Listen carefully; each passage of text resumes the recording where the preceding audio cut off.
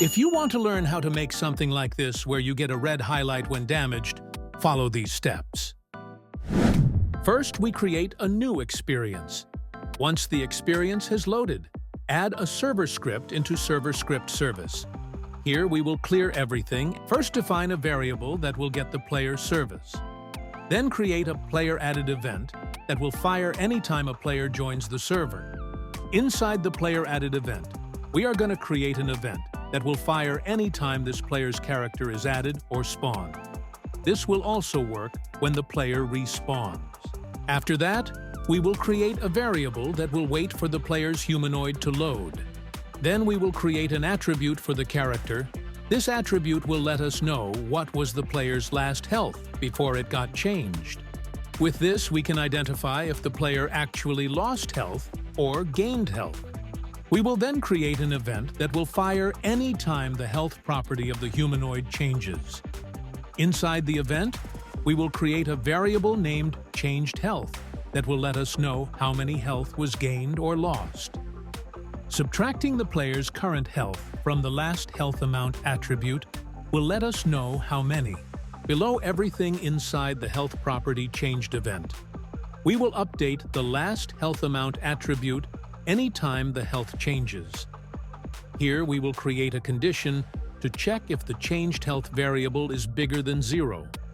If it is, it means that the player has lost some health. To test this, I am going to print out the amount of health a player has lost. But we need a way to damage the player. So for that, I will make a part that will damage the player when they touch it. There we go. Now, if we test the game, then touch this part over here, we can see that we take some amount of damage, and it is being printed here. Also, because the character regenerates health over time, that amount of health being regenerated, it isn't being printed because it is a health gain, not a health loss.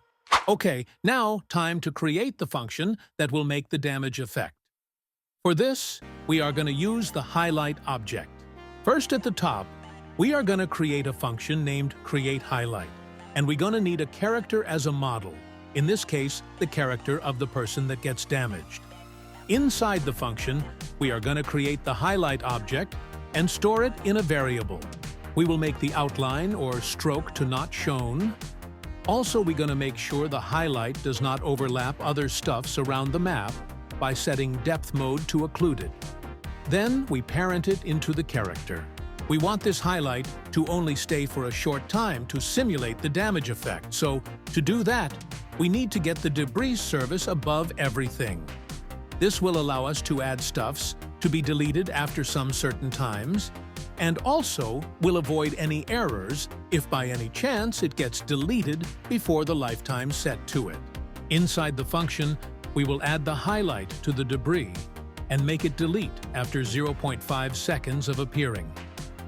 Inside the condition we created earlier, we will call the function and pass the character as the parameter.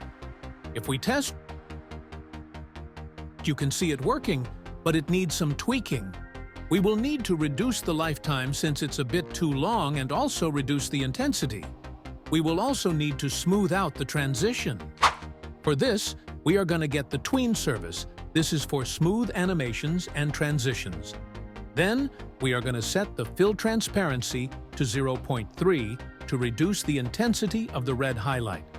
At the bottom inside the function, we will create a new tween service animation that will slowly set the fill transparency 1, which will make it fully transparent before deleting it. And there you go, a functioning damage indicator highlight. That will be all. If you want to see more videos like this, don't forget to give a thumbs up and subscribe for more. And if you want to buy me a haircut, feel free to join my Patreon. You won't only be supporting me, but also motivating me to create more videos like this. Apart from that, you will have exclusive access to a bunch more projects that might not have tutorials like this, but that are exclusive to Patreon supporters. Also, don't worry if you can't, because we have a Discord server where you can join for free so you can chat, have your development questions answered, and so much more. The link is in the description.